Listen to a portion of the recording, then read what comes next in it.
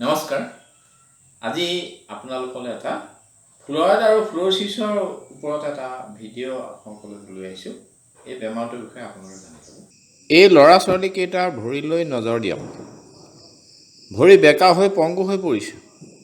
হোজাই, কাৰ্বি আংলং, নগাঁও আদি অসমৰ 14খন জিলা ফ্লুইড আক্ৰান্ত। কোনোটো লাঠি লৈহে খোজকাঢ়িব পাৰে। গা জঠৰ, ডিঙি লৰাব নোৱাৰে। বিষ আৰু বিষ। হাজাৰ হাজাৰ শিশু চিৰদিনৰ বাবে পংগু হ'ল। দাঁতৰ অৱস্থা নাই। হালধীয়া পৰি পিছত কলা হৈ গৈছে। লেঙেৰা আৰু দাঁত কলা ছোৱালী ভাবি চাওক। 30ৰ পৰা 40 বছৰ বয়সত এই দাঁত বিষ নোহোৱাকৈ টপক টপককৈ সৰি পৰিব। ফ্লুইড এবিধ মাৰাত্মক বিষ।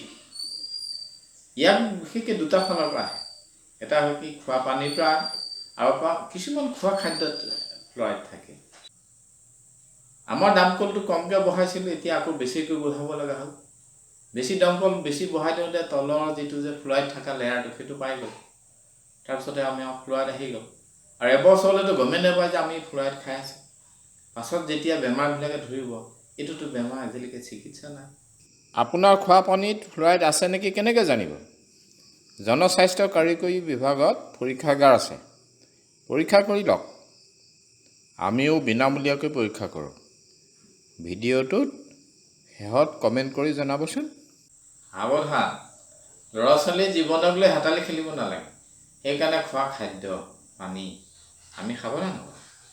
আমি বহু ল'ৰা ছোৱালী তোলা নাই, যিকেইটাকে তুলিছোঁ সেইকেইটাকো পংগু কিয় কৰোঁ?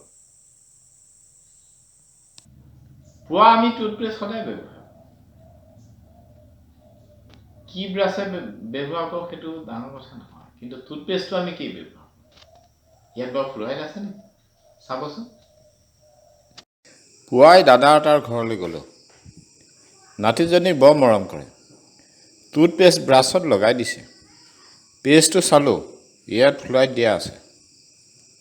সৰু ল'ৰা ছোৱালীয়ে ব্ৰাছ কৰিলেই টুথপেষ্ট কিছু পেটলৈ যায়।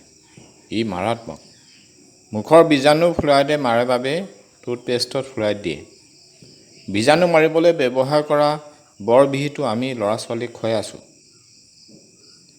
ক'ৰবাত 1000 গুণ বেছি, কোনোবাটোত 924 গুণ বেছি ফ্লুইড। কি আচৰিত! কি কৰিব? ফ্লুইড নাথাকা টুথপেষ্ট বিচাৰি বিচাৰি ময়ো দোকানে দোকানে সাৱটি খাইছিলোঁ। কিন্তু আৰ্চিয়ান নামৰ এটা কোম্পানীয়ে উৎপাদন কৰা কেভিকো নামৰ এটা টুথপেষ্ট মোৰ হাতত পৰিল। ৰক্ষা, ইয়াত ফ্লুইড নাই। সেইটো ব্যৱহাৰ কৰাৰ পৰা আমি ভাল ফল পাইছোঁ। আপোনালোকে ব্যৱহাৰ কৰিব। টুথপেষ্টকেইটাত সবল দাঁতৰ প্ৰয়োজনীয় গোটেইকেইটা উপাদান আছে। দাঁত পৰিষ্কাৰ আৰু ফটফটীয়া কৰি ৰখা, কেভিটিৰ পৰা দাঁত সুৰক্ষা দিয়া আৰু দাঁতৰ আলু মজবুত কৰি ৰখা সকলো উপাদান ইয়াত আছে। ফ্লুৰচিছৰ পৰা ৰক্ষা পোৱাৰ কাৰণে দুটাই উপায় আছে। প্ৰথমটো উপায়, আমি খোৱা খাদ্য, পানী আৰু বিশেষ খাদ্য, এই ফ্লুইড থকা এইবিলাক বাদ দিব লাগে। ক'লা নিমখ কোনো কাৰণত নাখাব। ইয়াত 300 গুণ বেছি ফ্লুইড থাকে। মিক্সাৰ, আচাৰ, চিপছ, হজমোলা এইবিলাকত প্ৰায় ক'লা নিমখ দিয়ে, নাখাব। ক'লা নিমখ দিলে ভেঁকুৰে নধৰে বাবে দিয়ে, যাতে বহু দিন বিক্ৰী কৰি থাকিব পাৰে। কিন্তু ভেঁকুৰে খাব নোৱাৰা বস্তু আমি খাই আছোঁ। 2 নম্বৰতে হয় কি, ফ্লুইডে কেলছিয়ামটো ধ্বংস কৰে। সেইকাৰণে কেলছিয়াম থকা খাদ্যবিলাক বেছিকৈ খাব লাগে। আপোনাৰ ঠাইত যি যি ফল আৰু শাক হয়, সেই খাদ্য খালেহে আপোনাৰ স্বাস্থ্য ভালে থাকিব।